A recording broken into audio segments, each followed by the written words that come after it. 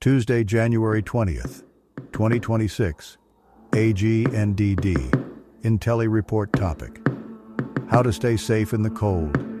What to know about frostbite, hypothermia. Please pardon any visual and informational inaccuracies in this partially AI-generated article-based video. How to stay safe in the cold. What to know about frostbite, hypothermia. Signs of frostbite include numbness and white or grayish-yellow skin. By Emily Shapiro and Mariam Alam, ABC News, January 20th, 2026, 10:29 a.m. A brutal Arctic blast is bringing dangerously low temperatures to the Midwest and the Northeast. On Tuesday morning, the wind chill, what temperature it feels like, plunged to minus 13 degrees in Chicago, minus 23 in Green Bay, Wisconsin, minus 11 degrees in Pittsburgh, Pennsylvania, and 5 degrees in New York City. Here is your cheat sheet for how to brave the frigid weather. How to keep pipes from freezing. Keep the temperature in your home consistent during the day and night, the Red Cross advised. If you're leaving home for the holidays, keep the heat on with the temperature set at a minimum of 55 degrees.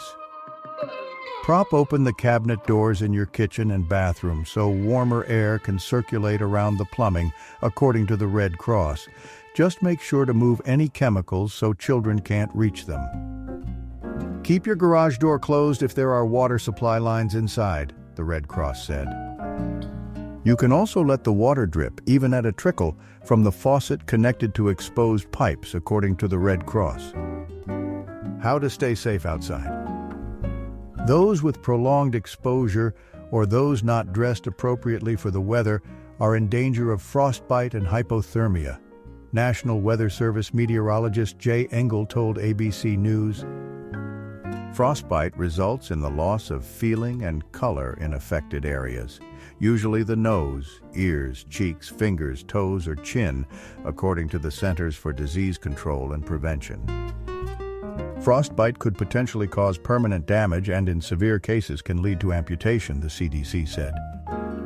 Someone suffering from frostbite can be unaware of it because tissues that become frozen are numb, the CDC said. These are all signs of frostbite: numbness, white or grayish-yellow skin, or skin that feels unusually firm or waxy.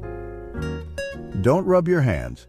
If you have frostnip or frostbite, rubbing actually causes tissue damage, Dr. Randall Wexler, professor of family medicine at Ohio State University, told ABC News. If you think you are developing frostbite, keep the area covered if you can, because if you have frostbite on your hand and you pull off your glove, you may cause tissue damage, Wexler said. He added, that's also when you want to start trying to raise your core body temperature. Get rid of wet clothes, put on clothes that are warm and dry. There's also hypothermia, or abnormally low body temperature, which can impact the brain, making the victim unable to think clearly or move well, the CDC said. This makes hypothermia especially dangerous because a person may not know that it's happening and won't be able to do anything about it. Warning signs for adults are shivering, exhaustion, confusion, fumbling hands, memory loss, slurred speech, and drowsiness. Warning signs for infants are bright red or cold skin and very low energy, the CDC said. Engel recommends to dress in 3 or more layers. One big, thick winter coat tends not to do the trick. You have to have a thick sweater underneath and then a lighter jacket on top of that and then your winter coat. People really should keep their heads covered because that's where majority of heat gets lost, Engel added. Wexler said moving can generate heat, but try to avoid sweating. If you are overheated and start to sweat, that lowers your body temperature and makes you more susceptible to cold injury, he said. You want to be able to adjust your layers, zip and unzip. Wexler also recommended staying hydrated because dehydration can help promote cold injury. The young and elderly should be especially careful in the cold. Their ability to maintain core body temperature is harder than mid-age and younger adults, he said. Kids, especially babies, lose a disproportionate amount of heat from their head. That's why you want to have a hat on their head when you're out there. Older people are more at risk simply because it is more difficult to regulate our core body temperature as we get older. It's also more difficult to maintain your core temperature if you are diabetic or taking decongestant antihistamines or certain blood pressure medications, Wexler said. How to keep your car safe. When the temperature dips, getting behind the wheel can prove to be a challenge. Problems include dead car batteries, iced-over windshields, broken car locks, and driving with no traction.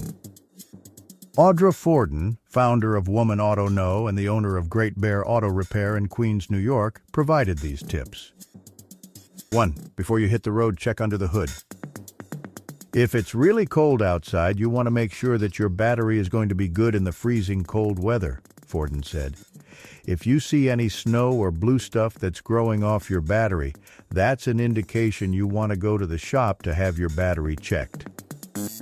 2. Iced out windshields? Turn to your wallet for help. If you get to your car and can't see, pull out a credit card and you can just wipe that frost away, Forden said. 3. Fighting a stubborn car lock? Get sanitizing. If your lock is frozen, put the sanitizer on the key and then put the key into the lock, Forden said. 4. If your car can't gain traction, let your floor mat give an assist. Grab your floor mat, you're going to put it underneath the wheel, Forden said. That will give you enough traction to pull your car out and hit the road. This story was originally published in the winter of 2017 to 2018. Thank you for watching this AGNDD Intelli Report, dear viewers. Please like, subscribe, and click the bell button to get notified during new uploads. And make sure to tune in next time. Stay safe and healthy. Cheers.